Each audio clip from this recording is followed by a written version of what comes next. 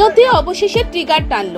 দক্ষিণ আফ্রিকার রাজধানী শহর কেপটাউনকে বিশ্বের প্রথম জলহীন শহর হিসাবে ঘোষণা করা হয়েছে, যখন এর সরকার 14 এপ্রিল 2024-এর পরে জল সরবরাহ করতে অপারগতা প্রকাশ করেছে।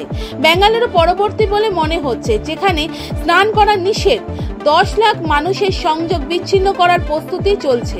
ভারতে যেভাবে পেট্রোল পাম্পে গিয়ে পেট্রোল কেনা হয়, একইভাবে কেপটাউনে জলের ট্যাঙ্কার থাকবে, যেখানে 25 লিটার জল পাওয়া যাবে।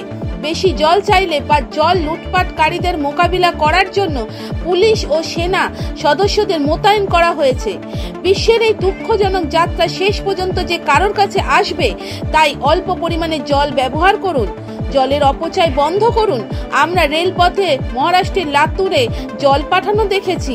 পৃথিবীর মাত্র 2.7% জল পানযোগ্য। আশেপাশের সব বাঁধের জলের স্তর কমে যাওয়ায় ভূগর্ভস্থ জলের স্তর গভীর হয়েছে।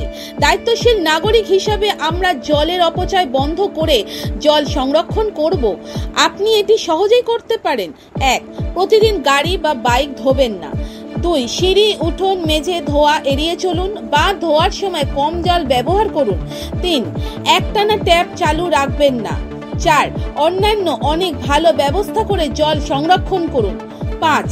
ঘরে ফুটো ট্যাপ ঠিক করুন। 6. গাছের পাত্রে ন্যূনতম জল রাখুন। 7. রাস্তায় জল ছিটাবেন না। আসুন একসাথে এই সংকট মোকাবিলা করি। সময় থাকতে সচেতন হন। কেপটাউনের অবস্থা গুগল সার্চ করে দেখে নিন এবং আসন্ন খরায় জলহীন জীবন থেকে বাঁচার মিছিলে সামিল হন। তৃষ্ণার্ত মানুষের তৃষ্ণা মিটবে এবং পরবর্তী প্রজন্মেও জলও পাবে।